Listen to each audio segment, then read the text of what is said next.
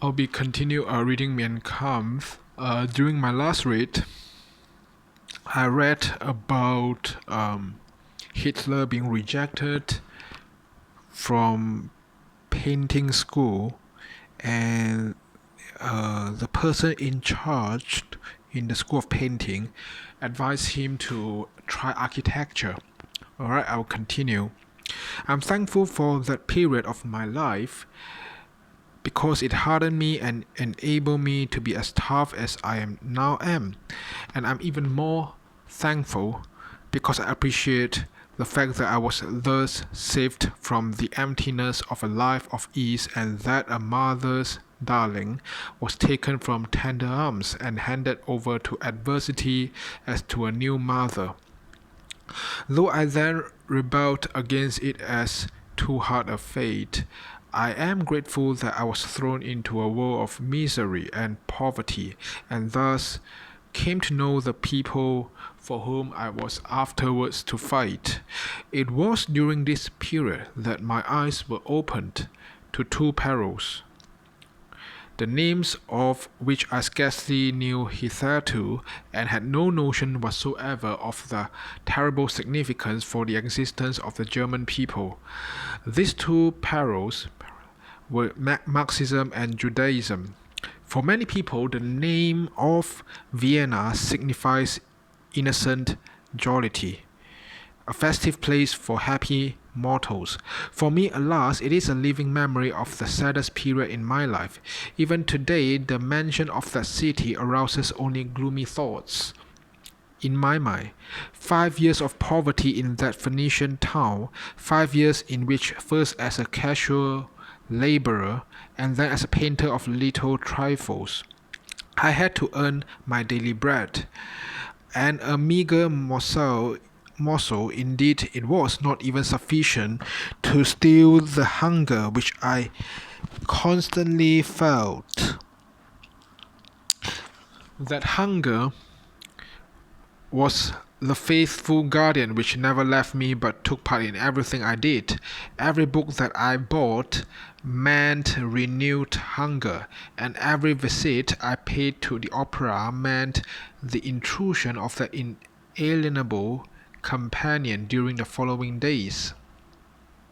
I was always struggling with my unsympathetic friend, and yet during that time I learned more than I had ever learned before.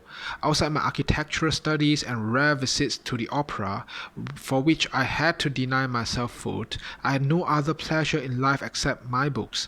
I read a great deal then, and I pondered deeply over what I read.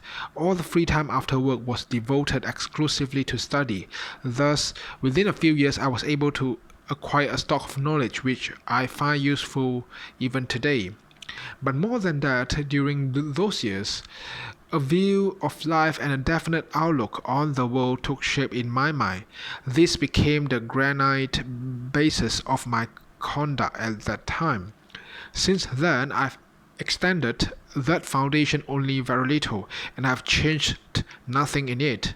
On the contrary, I am firmly convinced today that, generally speaking, it is in youth that men lay the essential groundwork of their creative thought, wherever that creative thought exists. I make a distinction between the wisdom of age, which can only arise from the greater profundity and foresight that are based on the experiences of a long life, and the creative genius of youth, which blossoms out in thought and ideas with inexhaustible fertility, without being able to put this into practice immediately.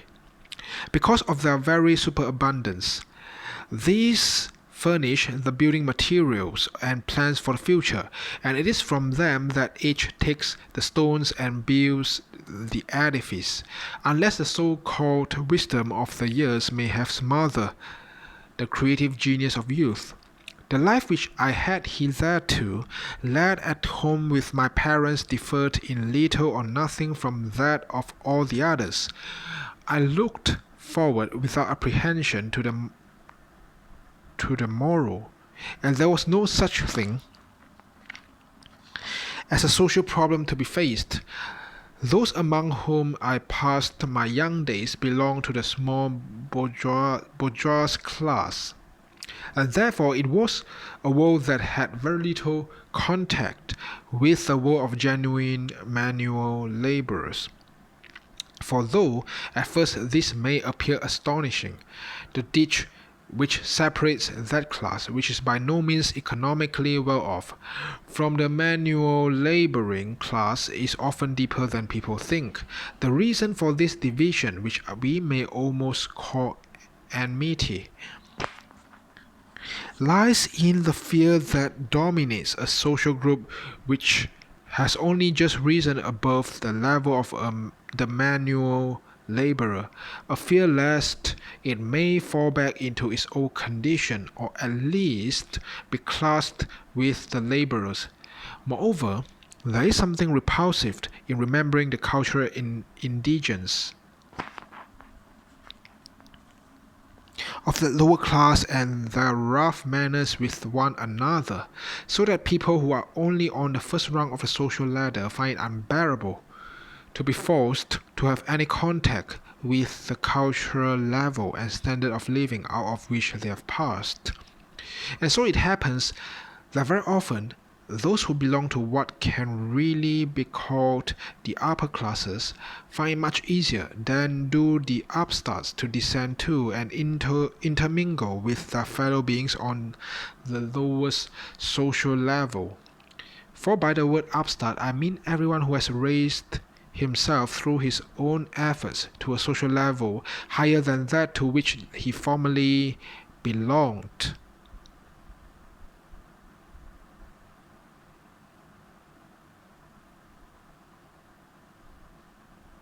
In the case of such a person, the hard struggle through which he passes often destroys his normal human sympathy. His own fight for existence kills his sensibility for the misery of those who have been left behind. From this point of view, fate had been kind to me. Circumstances forced me to return to that world of poverty and economic insecurity above which my father had raised himself in his early days, and thus the blinkers of a narrow, petite bourgeois education were torn from my eyes. Now for the first time I learned to know man, and I learned to distinguish between empty appearances or brutal manners and the real inner nature of the people who outwardly appeared thus. At the beginning of the century, Vienna had already taken rank among those cities where social conditions are iniquitous. Dazzling riches and loathsome destitution were intermingled in violent contrasts. Dazzling riches and loathsome destitution. So there's a contrast here. There's a contrast between dazzling riches and loathsome destitution. Destitution means people who have been abandoned. In the center and in the inner city, one felt the pulse beat of an empire which had a population of 52 millions, with all the perilous charm of a state made up of multiple nationalities. The dazzling splendor of the court acted like a magnet on the wealth and intelligence of the whole empire, and this attraction was further strengthened by the dynastic policy of the Habsburg monarchy in centralizing everything in itself and for itself. This centralizing policy was necessary in order to hold together that hodgepodge of heterogeneous nationalities. Heterogeneous means very diverse, yeah. But the result of it was an extraordinary concentration of higher officials in the city, which was at one and the same time the metropolis and imperial residence. But Vienna was not merely the political and intellectual center of the Danubian monarchy. It was also the commercial center. Besides the horde of military officers of high rank, state officials, artists, and scientists, there was the still vaster horde of workers. Abject poverty confronted the wealth of the aristocracy and the merchant class face to face. Thousands of unemployed loitered in front of the palaces on the Ringstrasse. And below that, via triumphalists of the old Austria, the homeless huddled together in the muck and filth of the canals. There was hardly any other German city in which the social problem could be studied better than in Vienna. But here I must utter a warning against the illusion that this problem can be studied from above downwards.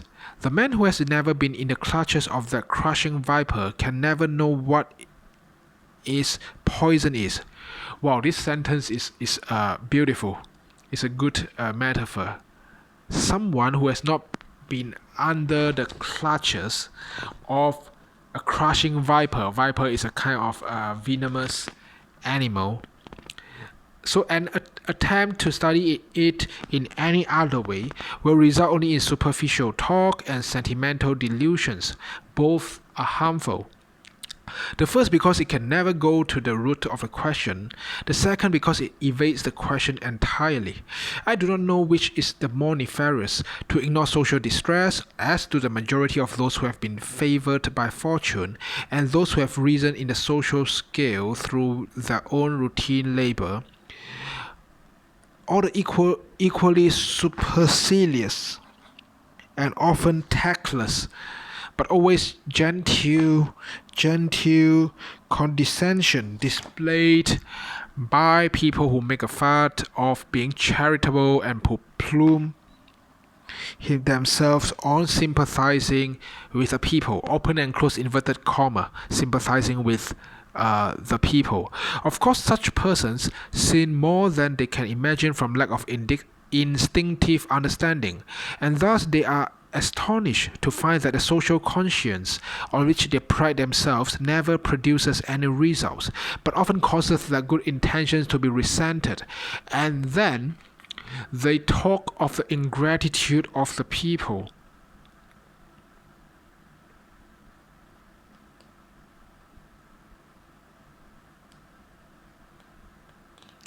Such persons are slow to learn that here there is no place for merely social activities, and that there can be no expectation of gratitude. For in this connection there is no question at all of distributing favors, but essentially a matter of retributive justice. I was protected against the temptation to study the social question in the way just mentioned, for the simple reason that I was forced to live in the midst of poverty-stricken people. Therefore, it was not a question of studying the problem objectively, but rather one of testing its effects on myself. Though the rabbit came through the ordeal of the experiment, this must not be taken as evidence of its harmlessness.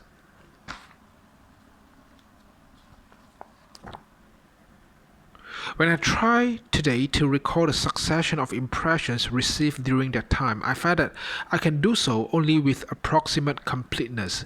Here I shall describe only the more essential impressions and those which personally affected me and often staggered me.